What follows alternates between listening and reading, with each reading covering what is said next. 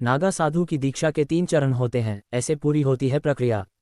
आगे वीडियो में जानें। संसारी व्यक्ति को सबसे पहले रजिस्टर्ड नागा साधु की शरण में जाना होता है। ब्रह्मचर्य का पालन करते हुए गुरु की सेवा करनी होती है।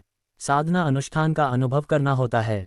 कम से कम 6 साल तपस्या के बाद गुरु संतुष्ट हो तो नागा साधु के रूप में रजिस्ट्रेशन हो सकता है।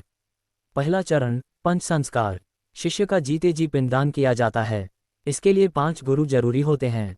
2007 से ये संस्कार करवाने वाले राजस्थान के महंत सूरजपुरी बताते हैं कि 5 गुरुओं का भारती, गिरी, सरस्वती, पुरी और दिगंबर संप्रदाय से होना जरूरी है।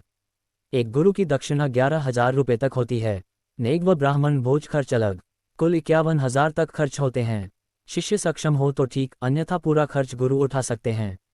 शिष्य ये ऋण नकद या सेवा से चुका सकते हैं। ऐसे होता है संस्कार। शिष्य को जनेऊ कंठी पहनाते हैं। ये संकल्प की प्रतीक हैं। वस्त्र त्याग दिगंबर बनने को प्रेरित किया जाता है ताकि वह खुद को प्रकृति में लीन समझे। शरीर पर शमशान की ताज़ा राख से श्रृंगार किया जाता है। ये खुद के पिंडदान को दर्शाता है। दूसरा चरण, दिगंबर बनना। नागा साधु शिष्य बना सकता है, पंच संस्कार नहीं करवा सकता। इसके लिए उसे दूसरे चरण दिगंबर में प्रवेश करना होता है। इसकी अनुमति सन्यासी के अनुभव और प्रभाव के आधार पर दी जाती है। तीसरा चरण, सिद्ध दिगंबर। दिगंबर बनने के बाद आखिरी सीढ़ी होती है सिद्ध दिगंबर बनना। इसके लिए किसी अखाड़े में पंजीयन की जरूरत नहीं पड़ती। ये पदवी तब से अर्जित शक्तियों के आधार पर अखाड़ा मानक डिग्री के तौर पर देता है। अखाड़े की कटती हैं 2 पर्चियां। दूसरे चरण में भी नागा सन्यासी को अखाड़े की पर्ची कटानी होती है। एक पर्ची टोकन मनी के तौर पर 7,100 रुपये की काटी जाती है। प्रक्रिया शुरू होने के बाद 21,000 की दूसरी पर्ची कटती है। अनुष्ठानिक खर्च मिलाकर पूरी प्रक्रिया का खर्च करीब 30,000 तक आता है।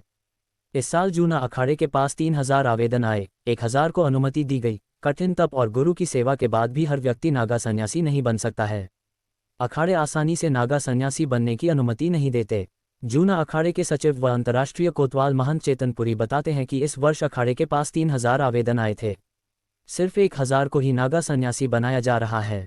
बाकी अखाड़ों ने अभी संख्या की घोषणा नहीं की है। नागा साधु बनने का स्थान भी अहम होता है। जिस जगह पर भी नागा साधु बना जाता है उन्हें क्या कहते हैं? हरिद्वार कुंभ में बनने वाले साधु, यहाँ दीक्षित नागा साधु बर्फानी कहलाते हैं।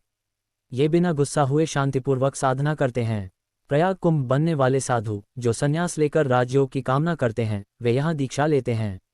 इन्हें राज राजेश्वर नागा कहते हैं। उज्जैन कुंभ बनने वाले साधु, यहाँ दीक्षा लेने वाले नागा सन्यासियों को खूनी नागा कहा जाता है। ये गुस्सैल होते हैं। नासिक कुंभ में बनने वाले साधु, यहाँ दीक्षित साधु खिचड़ी नागा कहलाते हैं। ये परिवेश अनुसार शांत या उग्र दोनों हो सकते हैं।